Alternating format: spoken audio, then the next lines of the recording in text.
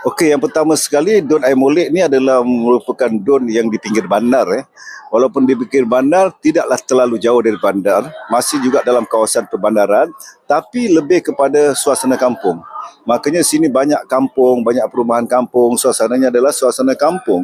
Maka sebab itulah saya pun tidak menggalakkan projek-projek yang berimpak besar seperti industri dan sebagainya di kawasan Dun Air Molek kerana kita nak menjaga kelestarian kampung itu sendiri. Sebab ramai orang yang tinggal di bandar, akhirnya bila bercuti dia nak balik kampung. Kalau kampung kita dah jadikan macam bandar, dia nak balik mana? Maka sebab itulah kita kekalkan ciri khas kampung dalam Dun Air Molek ini, tetapi segala kelengkapan infranya mencukupi di Dun Air Molek ini. Sebab tu kita tak ada permintaan tinggi dalam Dun Air Molek, yang ada pun sedikit-sedikit. Selain daripada itu adalah untuk penyelenggaraan sahaja. Sebab kita dah mempunyai segala kelengkapan dari segi infra, dari segi utility dan sebagainya dah mencukupi. Kan? Cuma bila ada masalah adalah masalah penyelenggaraan. Kan?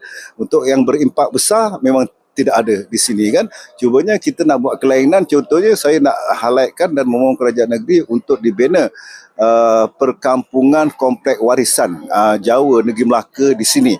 Dan alhamdulillah kerajaan negeri telah pun menerima dalam persiapan merancang untuk memohon kepada pihak kementerian.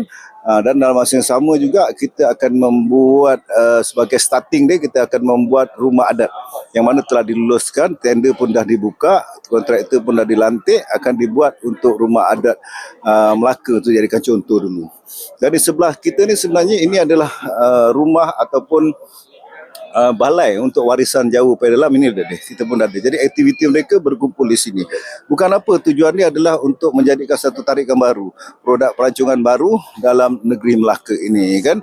Jadi orang Jawa ni sebenarnya ramai kan, mungkin lebih daripada 12 sini 10,000, mungkin dari negeri Melaka lebih daripada 15 ke 20,000 orang, sebab kita lebih ramai daripada kaum-kaum yang kita highlightkan budayanya masih seperti Ceti, Baba Nyonya dan sebagainya. Sini lagi ramai sebenarnya kan.